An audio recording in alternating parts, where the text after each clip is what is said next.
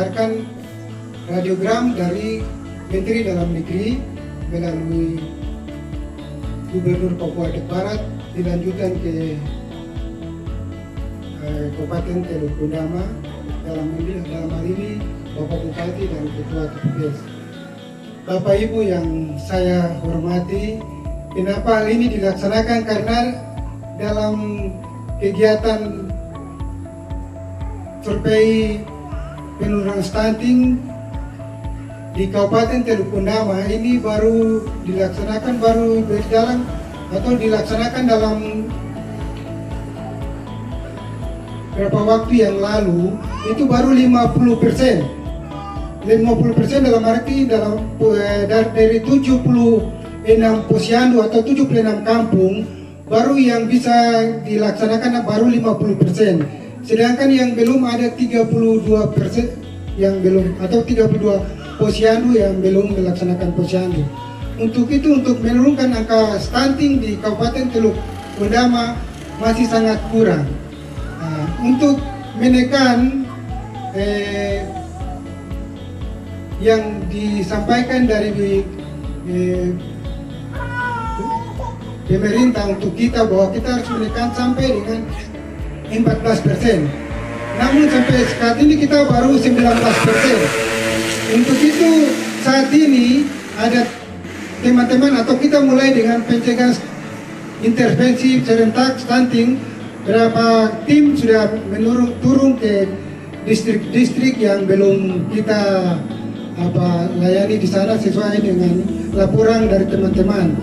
Untuk itu Bapak Ibu sekalian, hal ini sangat penting untuk kita semua. Kenapa kita laksanakan ini? Karena yang ditujukan menekan angka penurunan stunting itu ditujukan kepada pertama balita kita dan jatim, pengantin baru dan ibu hamil. Kenapa hal ini terjadi? Karena pengamatan pertumbuhan anak yang itu disebabkan karena gizi kepada anak yang sangat kurang menyebabkan pertumbuhan anak itu agak terlambat. Bapak Ibu yang saya hormati dan banggakan, terima kasih sekaligus saya sampaikan kepada semua dinas-dinas dan semua stakeholder yang membantu kami untuk melaksanakan pencegahan penurunan stunting ini. Demikian yang saya dapat sampaikan atau laporkan pada kita pada siap untuk membantu kegiatan intervensi ini untuk percepatan untuk penurunan stunting, di mana kami juga memiliki salah satu tugas untuk membantu pemerintah daerah dalam percepatan penurunan ini. Yang seperti kita ketahui bahwa kita ke depannya, mengapa kita seperti ini? Karena kita untuk mengejar Indonesia maju, yaitu tahun 2045. Itu ada target, karena adik-adik dong sekarang ini ditambah umur 21 tahun lagi, mereka inilah nanti yang akan bawa kita punya daerah. Mereka ini yang pegang kita punya negara. Makanya kita perlu optimalkan untuk dalam Indonesia maju tahun 2045. Sekali lagi kami dari TNI dalam hal ini Kodim, orang jajarannya, kami siap untuk membantu. Dan tadi kami sempat sampaikan ke Kepala Dinas dan Pak Wakil bahwa apabila nanti perlu kita turun, kalau perlu kita nanti door to door untuk memastikan data biar betul-betul real dan bisa kita sama-sama untuk meningkatkan kualitas dalam penanganan ini.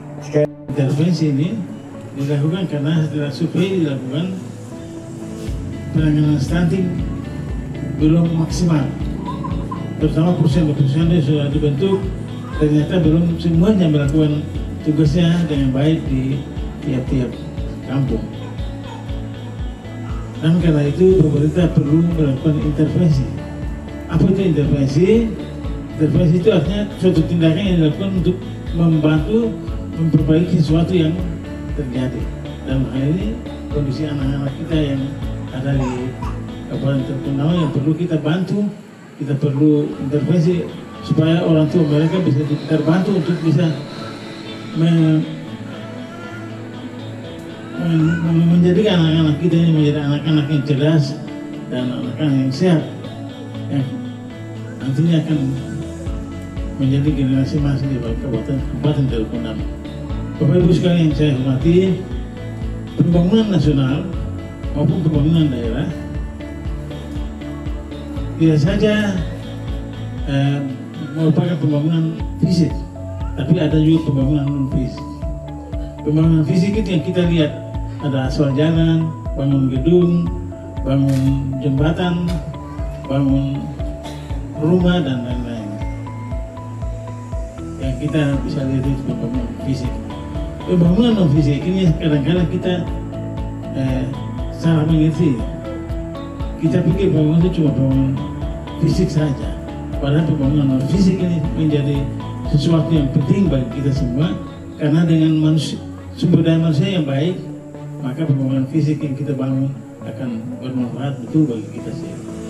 Pembangunan non fisik ini yang saya maksud ini adalah pembangunan sumber daya manusia.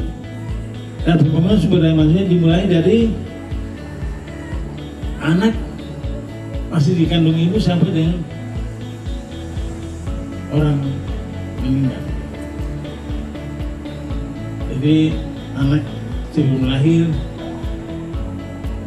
harus diperhatikan gizi daripada ibunya, kemudian sampai lahir apa yang perlu dilakukan oleh setiap orang tua, karena itu kan menjadi orang tua. Namun karena setelah dilakukan survei dan penelitian terhadap kemampuan orang tua untuk mengasuh anak-anak, maka pemerintah harus mengambil langkah untuk melakukan intervensi dengan menurunkan program percepatan penurunan stunting. Balita mendapat edukasi yang baik. Jadi tanggung jawab kita semua sebagai pemerintah maupun semua stakeholder yang ada, kita harus memberikan edukasi kepada ibu hamil, balita, dan para orang tua. Edukasi itu apa? Kita memberikan pendidikan, pengetahuan kepada anak, orang tua untuk bagaimana cara mengasuh anak ini, bagaimana tanggung jawab orang tua kepada anak-anak kita supaya bisa menyediakan apa yang dibutuhkan oleh ibu-ibu hamil pada saat ibu itu hamil, dan pada saat anak lahir apa asupan gizi yang dibutuhkan kepada anak-anak sehingga mereka menjadi anak yang sehat dan cerdas. Dan angka ini yang kita kejar. Artinya anak-anak kita yang sekarang kita harus pastikan mereka tidak stunting lagi pada akhir tahun 2024. Yang demikian ada langkah-langkah yang perlu diambil dalam intervensi serentak ini yang disebut dengan 10 pasti. Saya baca 10 pasti ini di desiprasi, tapi hari ini kita canangkan dan semua tim dan kader serta tenaga ahli akan bergerak untuk melakukan intervensi dengan apa yang ada. Kita punya kesiapan untuk intervensi memang terbatas sesuai dengan data yang ada, tapi kita akan terus berupaya untuk melakukan intervensi di hari-hari yang akan datang. Dengan demikian hari ini secara resmi saya menyatakan bahwa intervensi serentak, pencanangan intervensi serentak, pencegahan dan penurunan stunting di Kabupaten Teluk Benua dimulai. Sekian dan terima kasih. Wassalamualaikum warahmatullahi wabarakatuh. Salam. Salam sukses. Salam santi.